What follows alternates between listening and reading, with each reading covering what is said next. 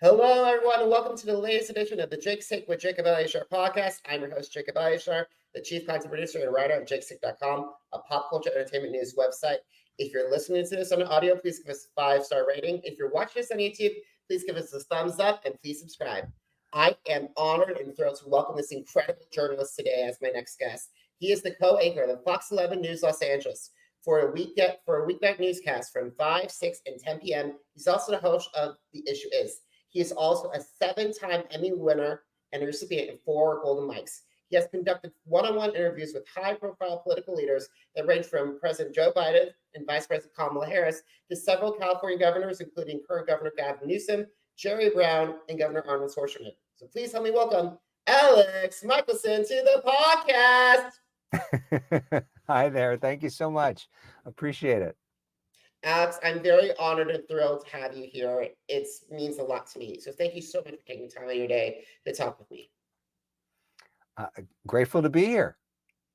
All right, let's get started. So when did you get interested in journalism, and how did that passion evolve a desire to pursue a career in the media industry? You know, I was interested in journalism from the time I was a little kid. I remember watching the Today Show with Bryant and Katie and Matt, and I remember watching Bryant Gumbel's Last Day and watching the montage of everything and thinking, what an incredible gig to be able to travel the world, to talk to some of the most interesting people, to be a witness to history on people's best days, on people's worst days, to be able to learn for a living, to be able to have fun and get paid for it. And I thought, I'd like to do that. And, you know, I've always been interested in politics from the time I was a little kid. I was sort of amazed at watching States of the Union with Bill Clinton and watching the way that the country talked about politics and the sort of interesting strategy associated with it, kind of like sports, but with real consequences in terms of what happens and the outcomes and the importance of talking about it. And from the time I was a little kid, I would watch news broadcasts as an elementary school kid. And so, you know, the idea that I now get to do what I watched then and interact with a lot of the folks that I used to watch back then is very, very cool. And I gotta say, it is so surreal because before we got on here, I just watched your interview with Katie Couric. Yeah. Yes, Katie Couric is one of the reasons I got into broadcasting. It has been, you know, wild in the last few years to get to know her and to consider her a friend, and to have spent time with her is incredible. And so having Katie on our show and having a 2-box of me talking to Katie still kind of blows my mind. Just to hear her say my name is kind of weird and wild, and a reminder in a lot of ways that, you know, dreams can come true in this business. Absolutely, absolutely. I am right there with you. I grew up watching Brian, Katie, and Matt and Ann, and one of my all-time favorite moments, still remember, is going into Rockefeller Plaza and getting a hug from Ann Curry. Still one of my all-time favorite moments. I stood outside the window as a little kid and had a sign, and Al Roker came over and talked to me and my sister. And then years later, when I was in college, I did this breast cancer awareness t-shirt campaign called Get Hands On.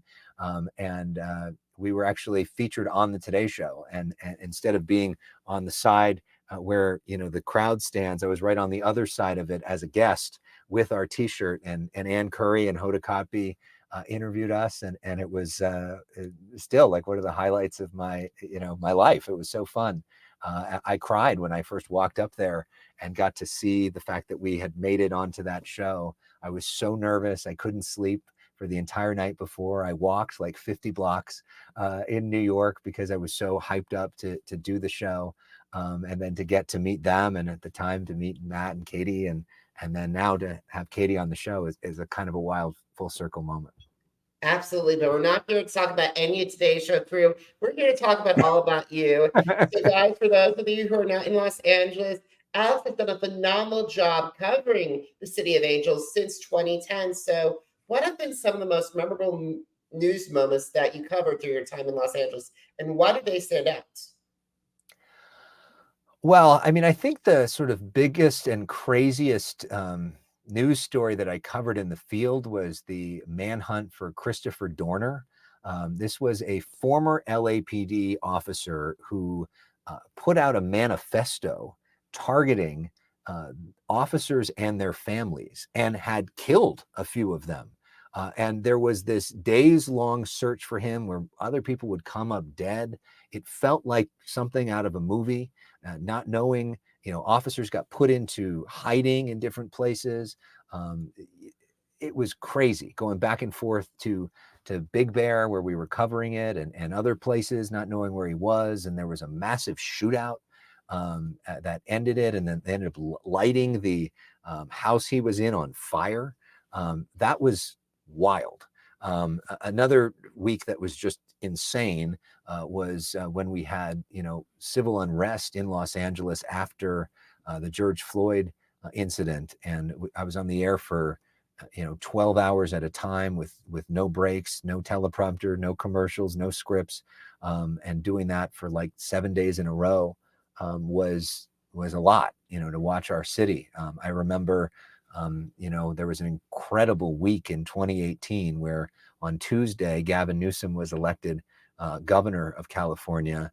On Wednesday night, there was a massive shooting at the Borderline Grill, which was a place that I used to go to as a high school student growing up in Agoura Hills, going out there to cover that. And then later that night, a big fire broke out, a Woolsey fire, which devastated our community. That was an incredible week. I remember being on the air moments after Kobe Bryant died and sort of holding LA's hand through that. And so some of those moments really stand out, most of them traumatic, as just incredible LA moments where it wasn't just a regular local news audience, but the entire city sort of woke up and was engaged in a way you don't normally see.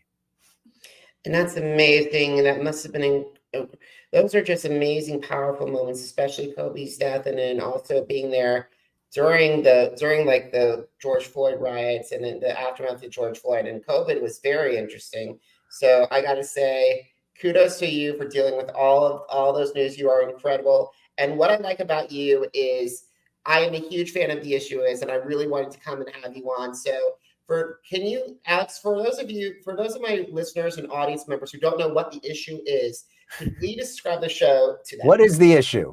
The issue is, we in 2018 when I came to Fox 11 from ABC, the management at Fox said, we want to do a show at 10:30. We want to do something political having to do with, at the time there was a governor's race. Just make it interesting. So it was kind of up to us to fill out the blank. I came up with the name The Issue Is because I didn't want it to just be a political show. I wanted it to be a show that talked about issues, but the issue is could be standing up to cancer with Katie Couric. The issue is could be athletes coming together to help the community, or the issue is could be California politics or world politics or other aspects as well. So we've created a show that started as a Friday night show in Los Angeles at 10:30, where we talk to newsmakers. I'm really inspired by Meet the Press with Tim Russert, but I'm also really inspired by Real Time with Bill Maher.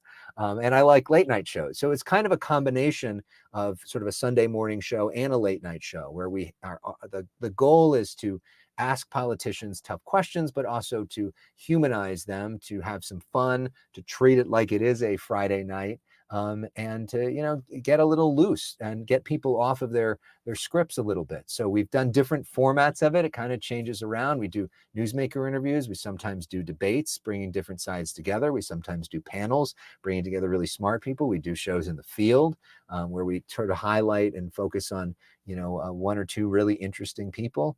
But there's a lot of variety, which I also think makes the show more interesting. But it is a lot of work.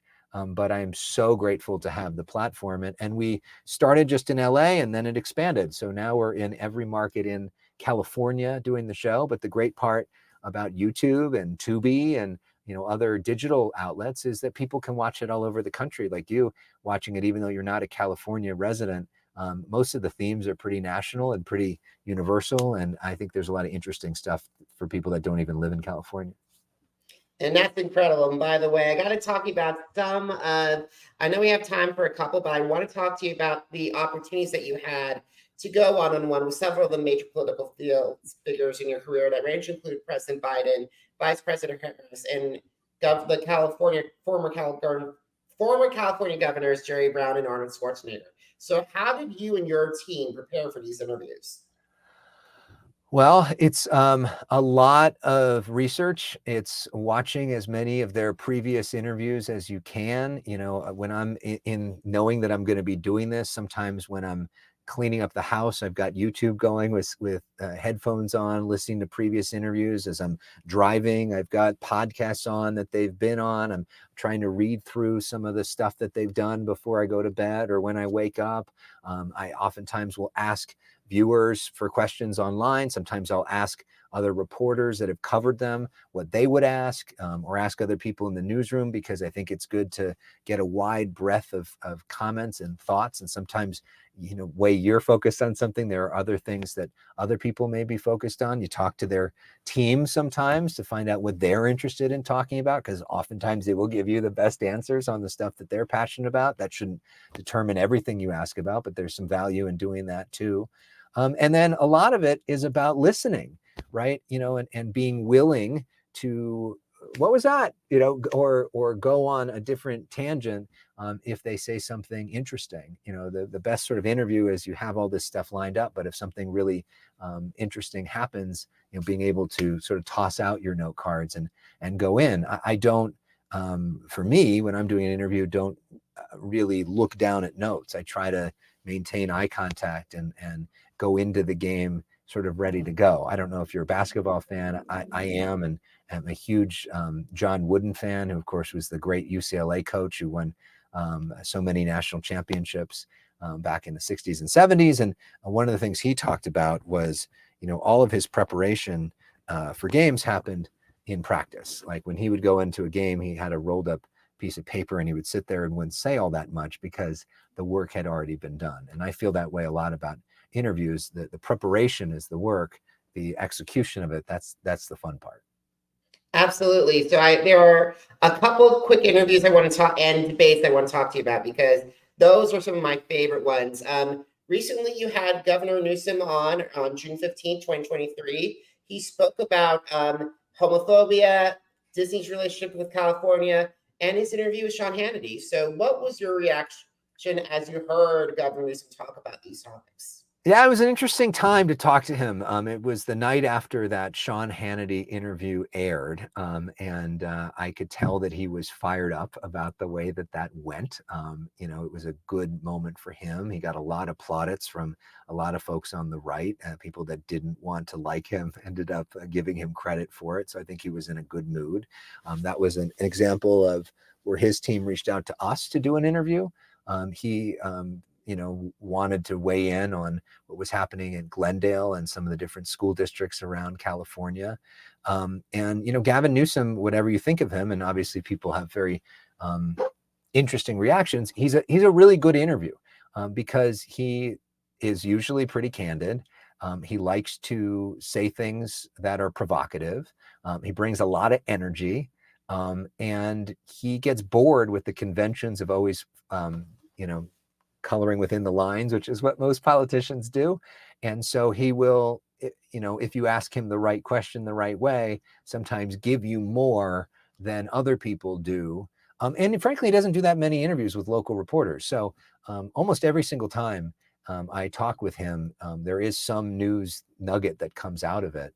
And you know, we've been doing a lot of interviews. And on the issue is the governor was our first guest on our first show.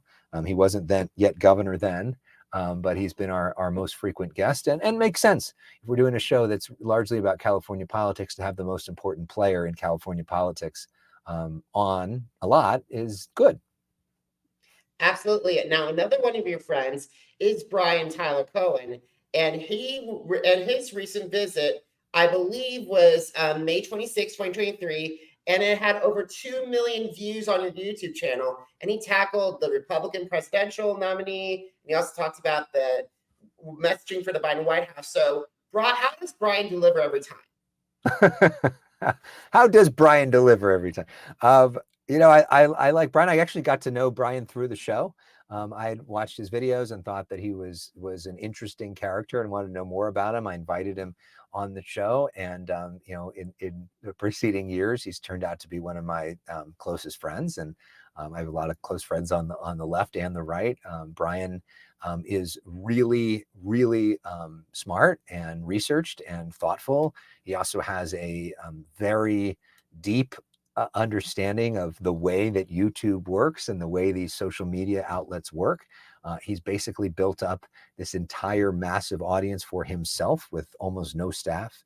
It's really incredible, what he's done. And I think he understands how to talk to people like people. The fact that Brian and I don't live in Washington, I think, is a good thing, because you end up interacting with people that maybe aren't, all about politics all the time. And I think he's really effective at breaking down, common sense stuff in a way that the average person can get it. And he's also a really good person.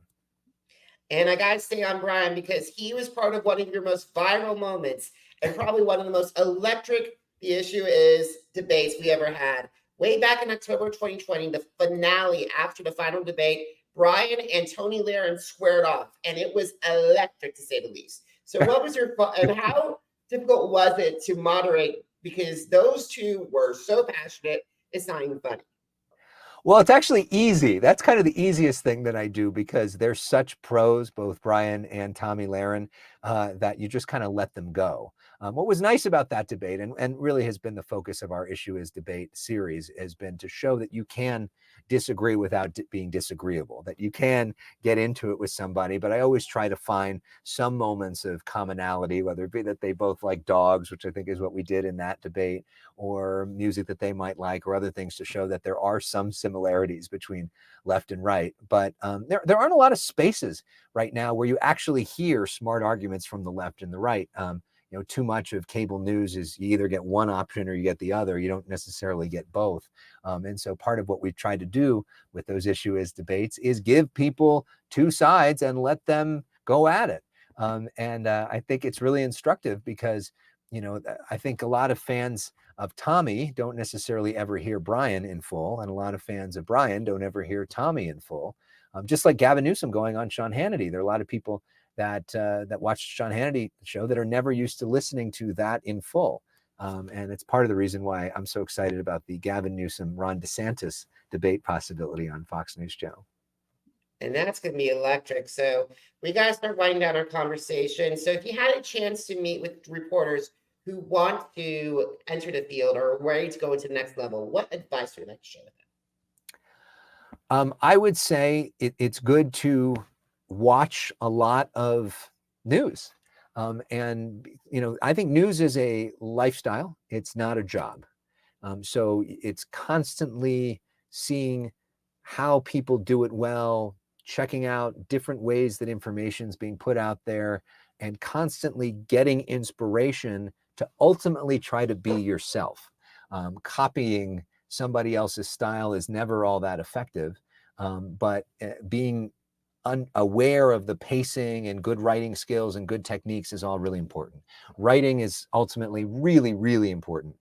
It's important to not only read a lot and understand that, but study the way to write for broadcast, which is its own style. And part of that is understanding your voice. Internships are hugely helpful and important. Seeing people actually do it in the field is I think, as valuable, if not more valuable, than even going to college for it. And there's nothing like practice. It's sort of a weird foreign thing doing this broadcasting thing, and like riding a bike or shooting free throws or anything else, the more you do it, the better you get at it. Absolutely. And I gotta say, I'm a very proud veteran of of 3 different internships, one at Fox 4 in Kansas City, one at KMGH at ABC, and also KUSA in Denver. So Wow. I gotta say, all of those places helped me grow as a journalist, and also helped me start to bring on this road and be here. You've been all over the place. Absolutely, absolutely. So last question, are you ready? Last question, am I ready? Is that what you said? That's what I said. I'm ready. Last question, Yes. Awesome. So where can they find The Issue Is, and where can they connect with you on social media? Sure. So you can check out The Issue Is on TV in Los Angeles on Friday nights at 10:30 across the state. You can find airtimes at theissueisshow.com. You can also watch our episodes there. You can watch them on Tubi. You can watch them at youtube.com/Elex Michelson. We also put The Issue Is out as a podcast. If that works for you, search for The Issue Is wherever you stream your podcasts, and connect with me in social media. My name is Elex with an E. So it's ELEXMICHAELSON. You can find me on Instagram, on Twitter. Twitter, there's an underscore in between Elex and Michelson, which is, old school. I wish Twitter would change that, or X, maybe X will change that. But you can find me on all the social platforms, and love interacting with people, and grateful for your interest in our show. It means a lot. It's very cool. Thanks, Alex. So I got to do some plugs. So if you missed an episode of the Jake's Take with Jacob Elyachar podcast, Apple Podcasts, Deezer, Google Podcasts, iHeartRadio, Podcast Addict, Spotify, and Spreaker, Jake's Take with Jacob Elyachar, JACOBELYACHAR. Now, are you on social media? Because I'm on social media too. Facebook, Instagram, Threads, Twitter, and YouTube. All Jacob Elyachar, JACOBELYACHAR.